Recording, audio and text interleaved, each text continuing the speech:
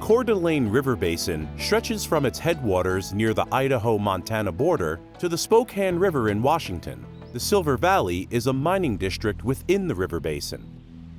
We're in the midst of the Coeur d'Alene Basin. This district fueled the fight in 2 world wars. It produced the lead, it still produces silver, produces zinc that's used in many products that we use as a society. But the common past practice of discharging waste materials into the water and onto the land contaminated the site. You had a lot of mine waste that was transported downstream, was transported into the floodplains that surround us here in the lower basin, and was transported to Lake Coeur d'Alene. An estimated 100 million tons of contaminated materials have been distributed over thousands of acres in the Coeur d'Alene River Basin, with visible impacts. The U.S. Environmental Protection Agency is working closely with Silver Valley residents and local officials to clean up the river basin. The agency began working with the community as part of its effort to reduce exposures to heavy metals.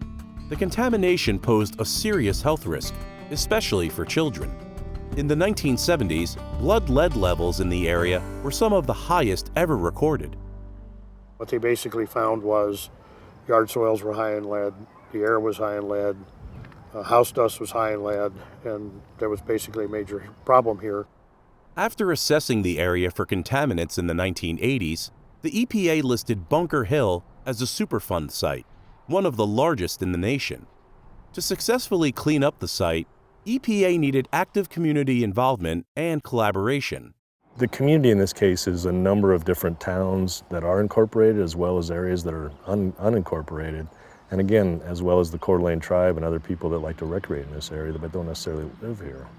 With the ongoing help of a neutral facilitator, EPA collaborated with the community to gather input, address key issues, inform decisions, and resolve any conflicts. Early on, when I would talk to people, I would tell them, I'm born and raised here, I'm local, I've had family here 100 plus years. And I told them, you really have 2 choices. You can either get involved, come to meetings, learn, voice your opinion, or when that bus takes off, you can run along behind it throwing rocks and bottles at it. The residents stepped up and formed a community-based task force. We took EPA's basic recommendations for outreach, and one of the first things we did, we went to our local elected officials and said, we would like to create some kind of a forum, some kind of a conduit, some kind of a platform. Our first meeting was in 1985. We said, well, this is going to be a long-term project. We need you to learn a bunch of acronyms. We want you to work with us, and we'll help you understand Superfund, and you can help Superfund understand the community. We said, please, we want people who can agree to disagree, but no matter what, keep going. Since the cleanup would not remove all of the contamination, there was also a need to manage the hazardous material left behind. The Institutional Controls Program was set up as a means of preventing and reducing exposure to hazardous materials for decades to come, through oversight, permits, and approved disposal sites. The program manages and regulates the process in close coordination with the community. Community members voice their opinions about priority projects. At the top of their list, children's safety at parks and playgrounds. We've got children coming to parks and playgrounds if they're not safe. We'd like to correct that. We were moving dirt on local parks, playgrounds, road shoulders, some dirt right-of-ways to provide clean oases for children to come in the summer. EPA and its partners continued working with communities, conducted health outreach, and launched cleanups in backyards. During the remediation work, the Panhandle Health District kept a close eye on blood lead levels.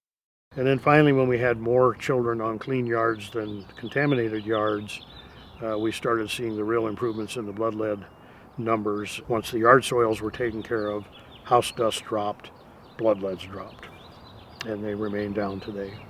In addition to the health benefits, there were changes to the area's physical appearance. There's been a lot of changes, and almost on every front. When I was growing up here, there essentially weren't any trees on the hillsides. They were barren. So the hillsides now, people come in here and look around and say, what's the deal? It's a beautiful community. You got trees, you got everything. Though it has not always been an easy process, residents feel and see the changes. And we worked real hard to make sure that we had as level a playing field as we could for the local community. And while there was some struggles, it's paid off. If you look here in the background, and you can see Morning Star Lodge. Up on the hill is a brand new golf course. If you drive around town, you'll see numerous condominiums. But the work is far from over. There is a lot of cleanup that needs to occur in this basin still.